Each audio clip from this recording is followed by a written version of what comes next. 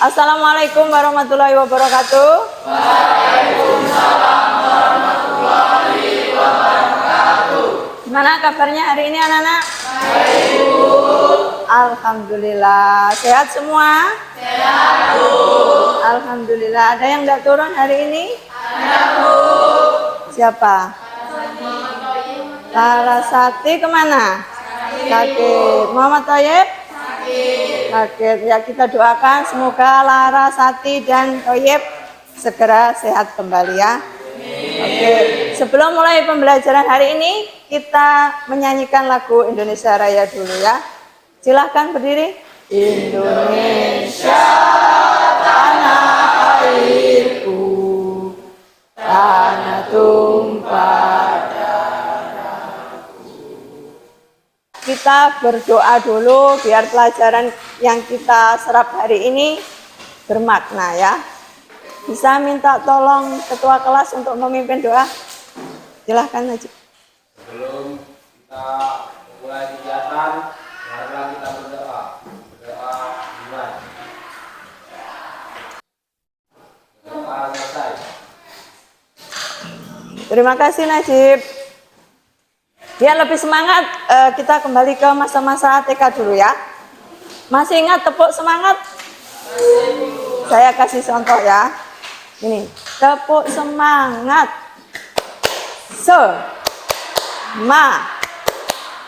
Semangat. Bisa ya? Oke. Tepuk semangat. Semangat.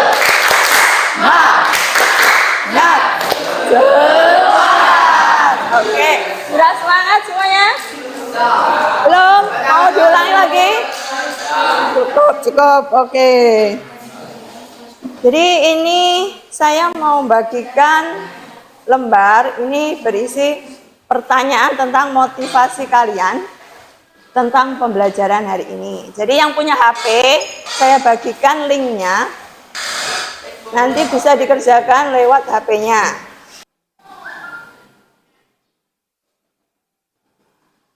Fauzi.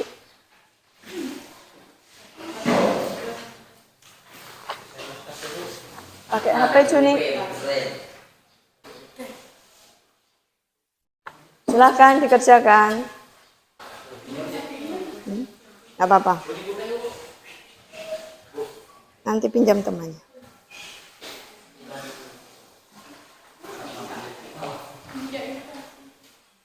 Dan ini ada HP-nya.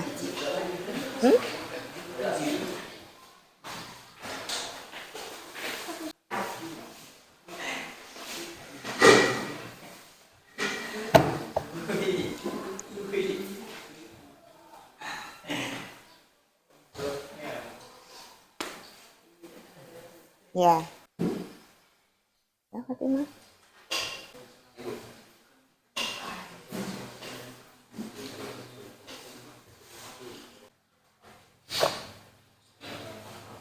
Yang tidak ada HP, nah ini silahkan. Sudah, ya. Saya minta tolong dikumpulkan di depan, Dani.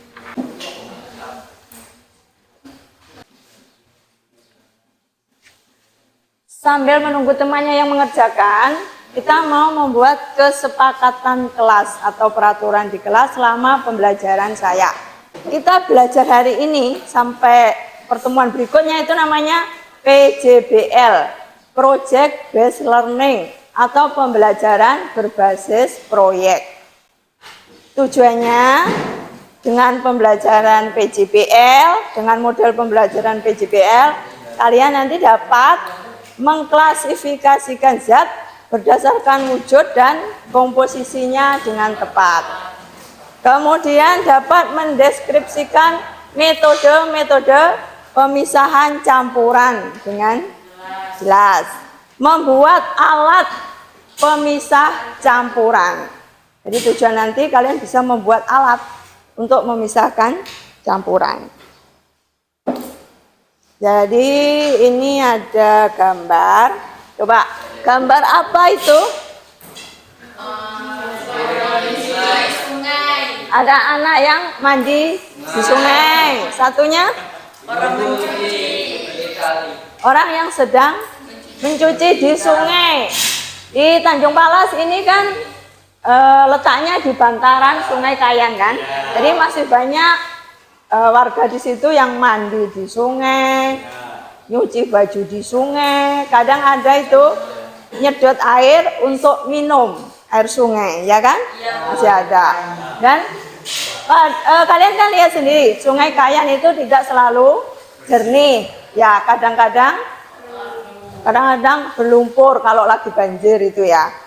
Nah, itu nanti kalian didorong gimana caranya kalian bisa menciptakan alat yang untuk ya menjernihkan air Sungai Kayan itu. Ya, itu nanti ke situ ya.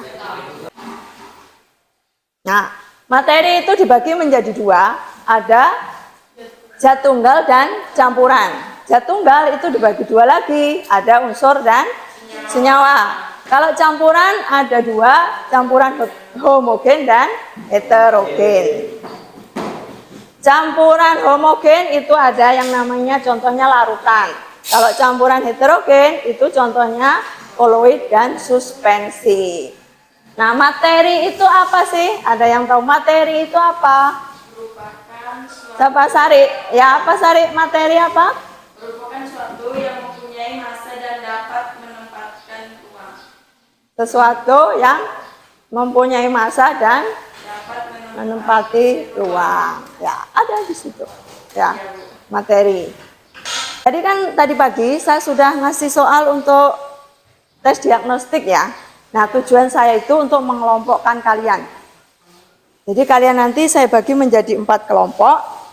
Saya sebutkan ulang kelompoknya. Silahkan yang saya sebutkan ini duduk bersama kelompoknya, ya.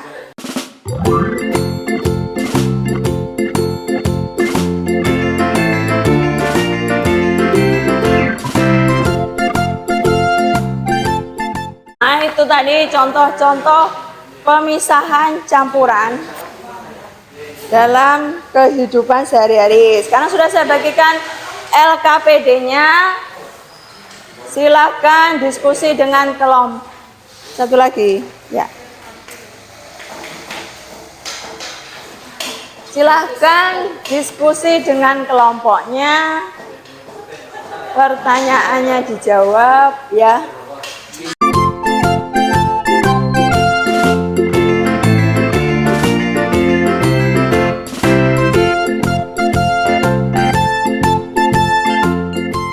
Di situ kan tujuan pembelajaran kita,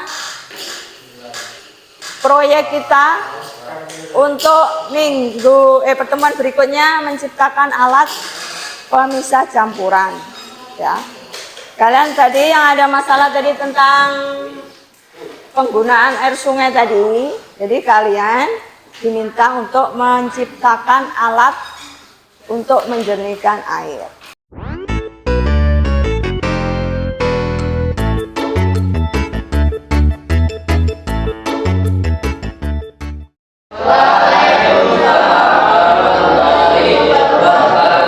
Gimana kabarnya hari ini anak-anak? Baik, Bu. Alhamdulillah. Sehat semua? Sehat, Bu. Alhamdulillah. Garuda Pancasila, akulah pendukungmu. Patriot proklamasi, sedia berkorban untukmu. Pancasila dasar negara. Mana jempol tanganmu? Ini jempol tanganku. Mana langkah kakimu? Ini langkah kakiku. Mana semangatmu? Ini semangatku. Oke, SMK? Bisa. SMK? Hebat. SMK? Bisa. Oke, terima kasih. Silakan duduk. LKPD-nya yang halaman terakhir silakan dibuka untuk melanjutkan yang kemarin ya. Mengukur suhu. Ini karena termometernya cuma satu, yang satu rusak. Jadi gantian ya. Silakan ini diukur dulu suhunya. Yang dipegang ininya ya. Terus nomor 4 apa di situ? Mengukur pH atau kadar keasaman. Di sini ada kertas, nanti saya bagi satu-satu. Kalian tahu cara pakai alat ini? Tahu. Gimana? Melihat tahu. Kertasnya dicelupkan di situ. Nah, habis itu dicocokkan warna mana, angka berapa yang sesuai, ya.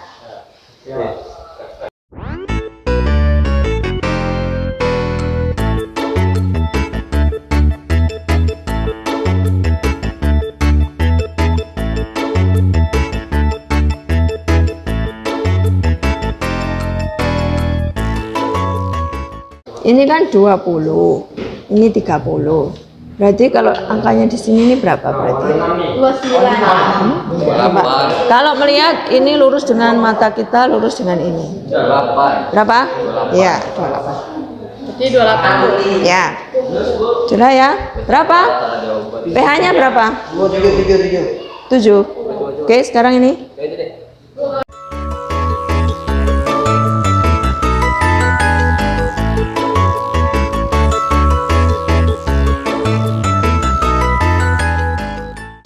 Sudah?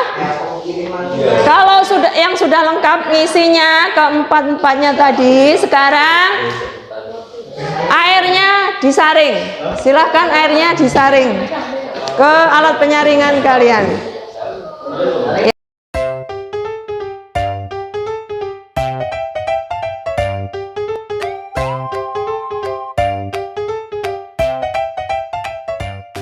Rapikan.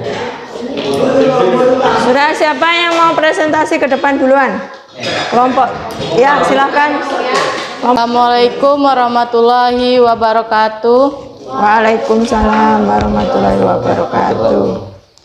Dari hasil pengamatan kami, pertama, bagaimana desain alat penjernih air dengan menggunakan bahan-bahan yang di sekitaran kita. Contoh, membuat alat penjernih air dari botol air mineral. Contohnya. 2. Metode pemisahan campuran yang mana sesuai dengan alat pencernihan air. Jelaskan. 1. Metode filtrasi, yaitu memisahkan air dari lumpur atau kotoran lumpur. Contoh-contoh alat. 1. Botol air mineral. 2. Arang. 3. Sabut kelapa. 4. Pasir. 5. Kapas. 6. Batu kerikil. Dan terakhir tisu. Ya. Instrumen ujian coba proyek. 1. Pengamatan air. Pertama, sebelum menggunakan alat penyaring. Contohnya seperti coklat susu. Mode pemisahan campuran yang mana yang sesuai dengan alat penjernih air. Jelaskan. Metode filtrasi yaitu memisahkan air dari lumpur atau pengotor. Mendesain proyek perencanaan alat dan bahan. 1. Botol air mineral. 2. Arang. 3. Sabut kelapa. 4. Batu kelikir. 5. Pasir. 6. Kapas. 7. Tisu. Perencanaan pembagi tugas.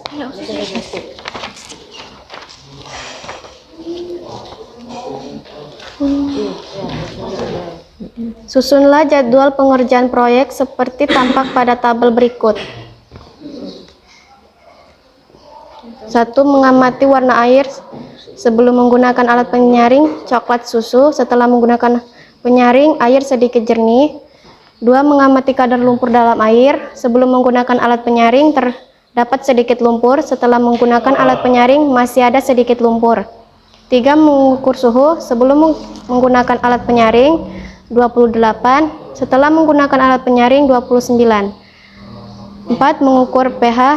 Sebelum menggunakan alat penyaring 7. Setelah menggunakan alat penyaring tetap 7. Ya.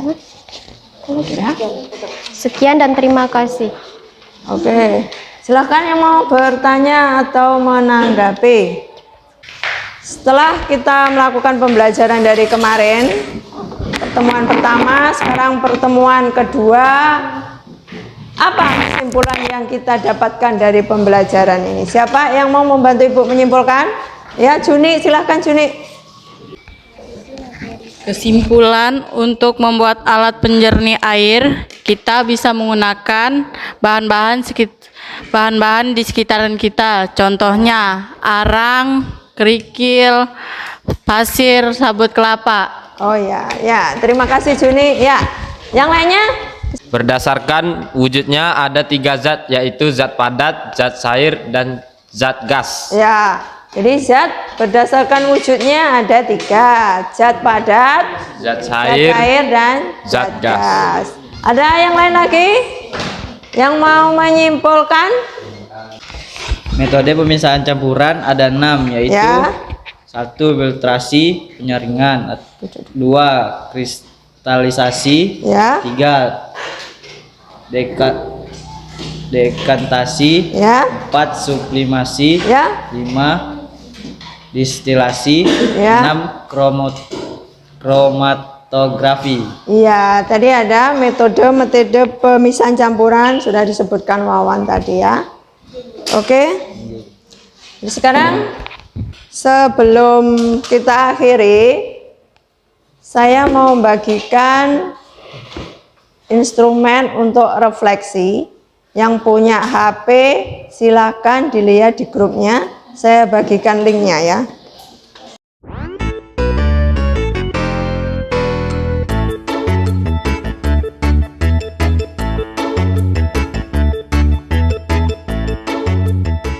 Oke, sudah ya.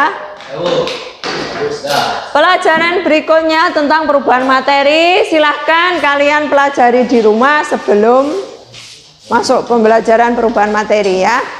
Oke, sebelum pulang mari kita berdoa.